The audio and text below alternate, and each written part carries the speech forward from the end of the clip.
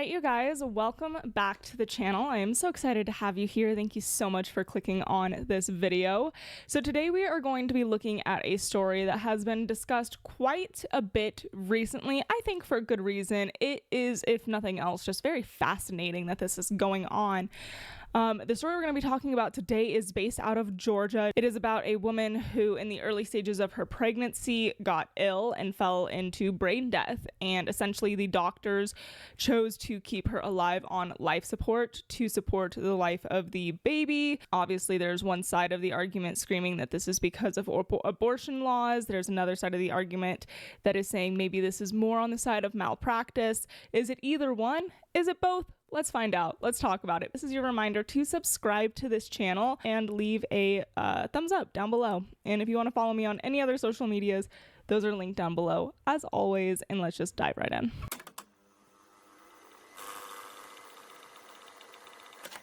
Okay, let's go ahead and check out this article from USA Today, already coming out with a pretty strong stance.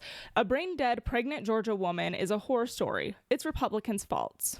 Opinion. Naturally.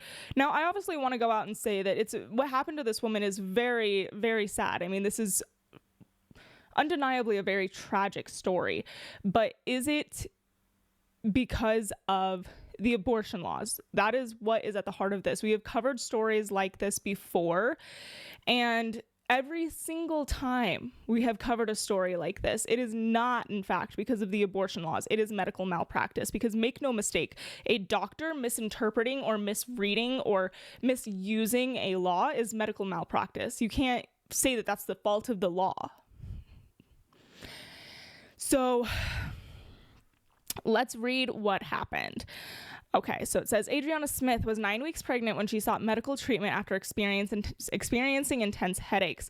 The hospital didn't run any tests, just gave her medication and sent her home. The next morning, her boyfriend woke up to her making gargling sounds believed to be caused by internal bleeding. She was rushed to a different hospital where a CT scan revealed blood clots in her brain. She was later declared brain dead, meaning that she was legally no longer living. That is true. When somebody is brain dead, that's when you start getting into the cases of, you might hear the phrase, are you going to pull the plug? Because they are being kept alive by machinery. Their brain is no longer doing the functions needed to get the heart pumping, to get this nervous system going. To do any of these things, you need the brain. And when it is not operating, it is machinery that is keeping you alive at that point.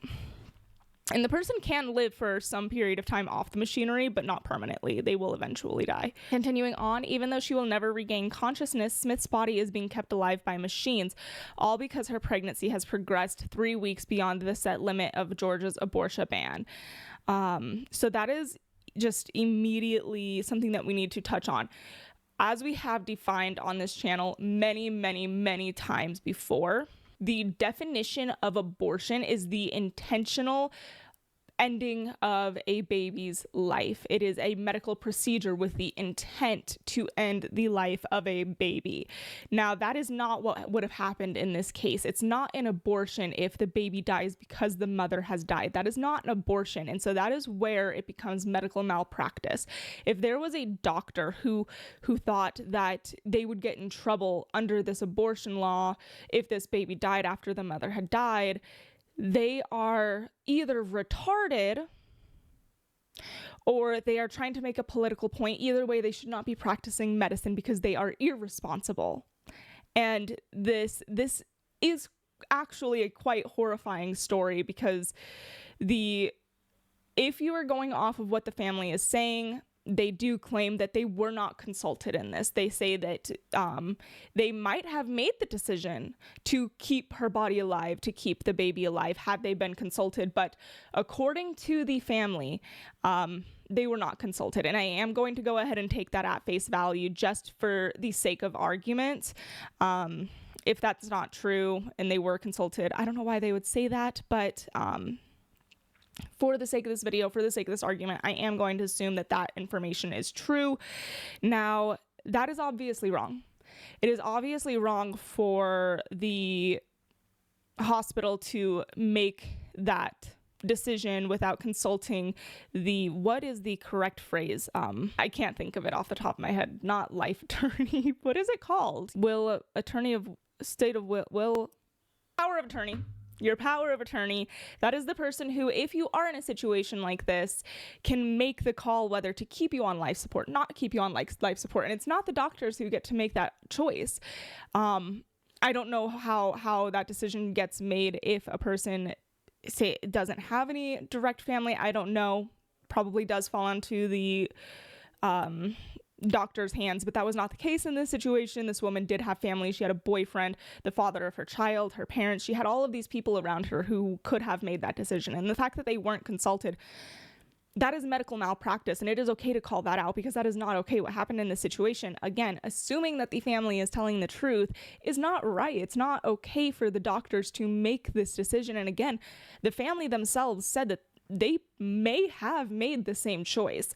They may have decided to try and help this baby grow for as long as it possibly can, to potentially hold on to a piece of the daughter that they lost. And that's completely understandable. They may have made that decision, but they were not consulted, and that is not okay.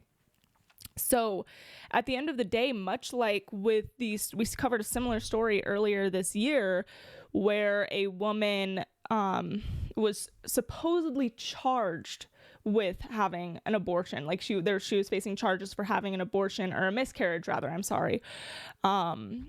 When the reality of the situation is that the thing that she was charged with was improper disposal of a fetus, of a baby, of a body, because she threw it in the dumpster.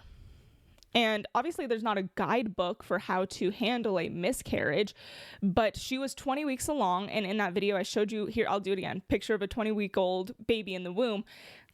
We're getting pretty far along there. And she didn't have an abortion. She had a miscarriage, but because of all of the noise and the propaganda behind abortion laws, this woman was probably scared shitless, and she probably panicked and made a really stupid decision because she was scared, on top of dealing with the shock and grief of losing her baby.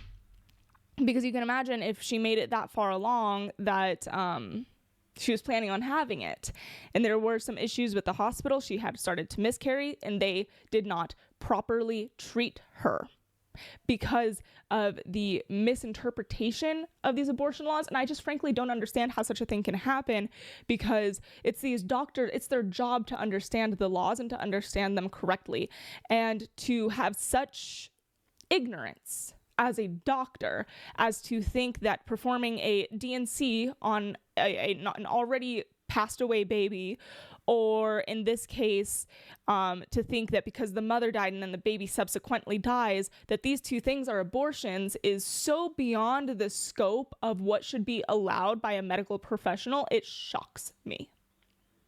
Okay, because the fundamental thing that it comes down to is understanding what an abortion is and what it is not. An abortion is the intentional ending of the life of a baby inside its mother's womb. A miscarriage and then a D&C to evacuate the deceased baby, not an abortion. A mother dies and then the baby subsequently dies, not an abortion. These are tragedies. And it is such a shame to see people in the medical field be so blatant with their medical malpractice, because I don't know what else to call this other than that, because there's nothing else that fits the bill, to be frank, to be completely honest with you. It's just mind-boggling, truly. But that is actually all that I have to say about that. I just wanted to hop on real fast and make clear that there's a difference between an abortion and your baby dying of natural causes. And abortion bills, who would have thought that abortion bills only apply to abortions? I don't know. And I think that the doctors who are, again, I don't know if this doctor is retarded or trying to make a political point. Either way, they shouldn't be practicing medicine. I don't want my doctor to be this dumb, simply. Either way, they're dumb. So yeah, that's all that I got for you guys. If you liked it, make sure that you leave a comment down below. If you didn't like it and you disagree, also leave a comment down below. You can disagree with each other, disagree with me, just be respectful about it. All right, guys, I will chat with you next time. Bye.